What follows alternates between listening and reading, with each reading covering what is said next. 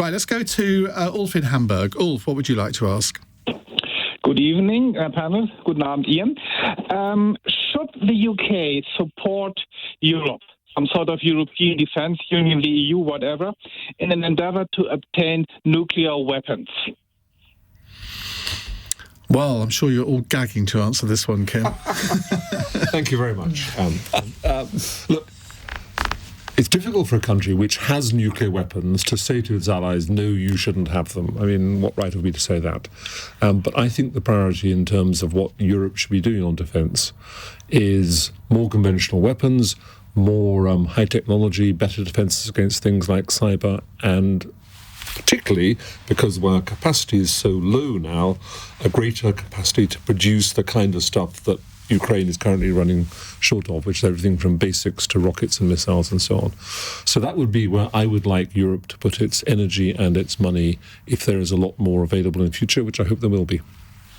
Is it now inevitable? Let's take Brexit out of the equation here. Is it, if you can, is it inevitable that Britain and Europe will come together and cooperate more on defence? I mean, I think you know more about this than I do, particularly you, Michael, I guess, about the cooperation that already exists between Britain and France, for example.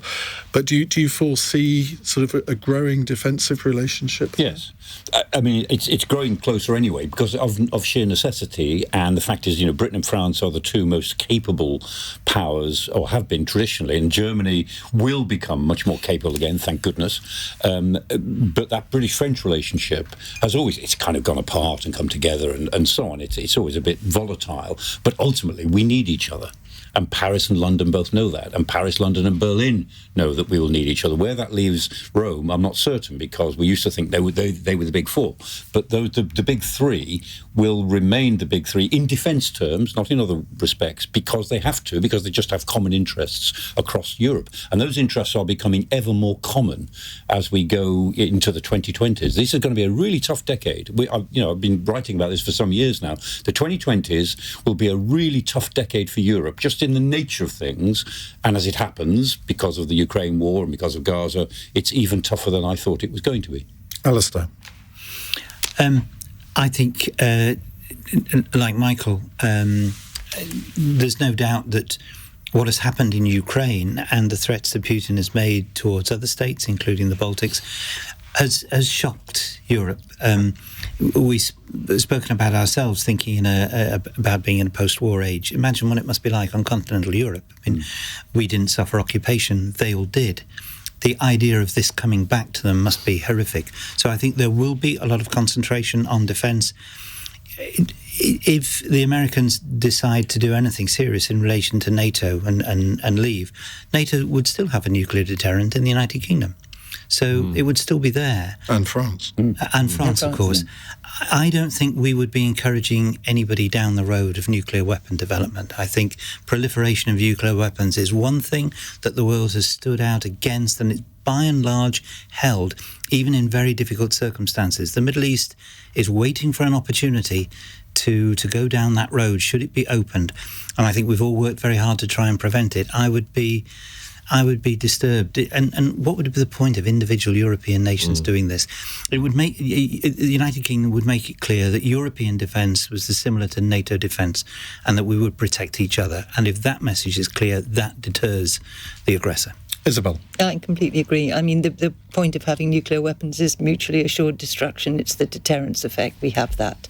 There's nothing to be gained by other European countries spending a lot of money and, a lot of technical effort to produce something nuclear when actually, as we've been discussing, the need is for capacity to produce regular munitions, which we don't have. Ukraine's running out of bullets because we can't make them fast enough.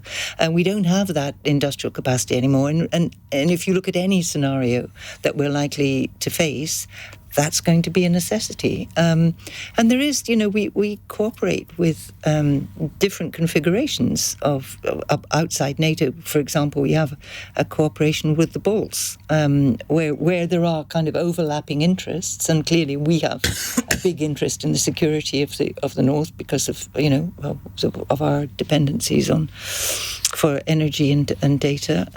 And we Britain still plays a very active role, but configuring that effort, I think it wouldn't be helped by assistance of more nuclear states. Ulf, let me come back to you. What prompted you to ask the question? Yesterday, Katharina, I forgot her name, the Social Democratic Spitzenkandidat for the European Parliament, mentioned that it might be necessary to think about a European nuclear deterrent. And I agree. I have one question as regards the British nuclear force. Are you willing to jeopardize Birmingham and London for the sake of Riga and Warsaw and Berlin? I think that's an impossible question to answer, isn't it? Does anyone wish to have a go at that?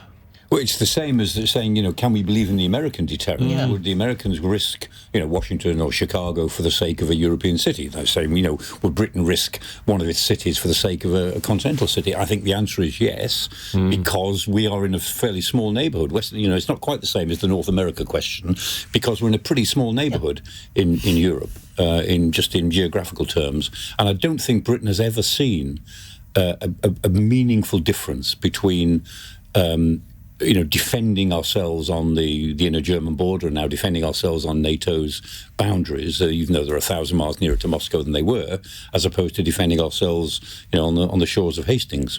And staying clear of nuclear blackmail means talking convincingly about doing exactly that. Yeah. Otherwise, we're all at risk. We're all at risk. Yeah. And if you fail to respond to an attack on Riga, But that's an Birmingham's interesting next. point, because then you get the divide between the political military classes and the people. We did a phone in a couple of weeks ago after that speech by Sir Patrick Sanders. Sanders, yeah. And I asked, would you be prepared to fight for your country? And the audience was completely split. Half of them said, well, of course, if we were invaded or if we were about to be invaded, of course I would. But the rest said, I'm not fighting for Estonia. I think the Which word goes- Poland could be deployed here. Well, indeed. Absolutely.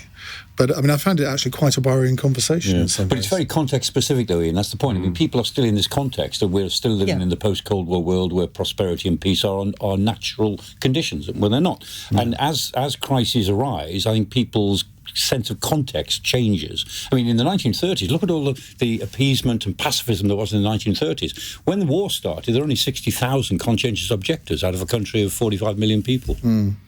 Context changed very quickly. Well, context changed a little bit today, didn't it, when Putin put the Estonian Prime Minister on his most wanted list. I don't know whether we'll look back in 5 years' time and think that was of any significance. Just 2 quick points.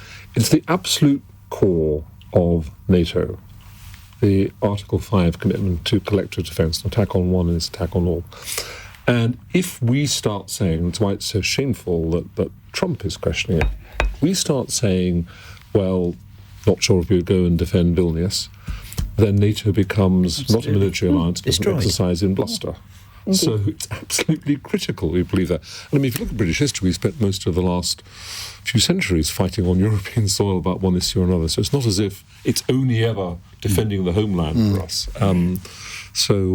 It's absolutely critical, this, and we have to. It's always known in historical circles, the continental commitment, and it sort of rises and falls in British history, but it's always there. The continental commitment. Yeah. Well, Ulf, you provoked a very interesting discussion. Thank you for your question.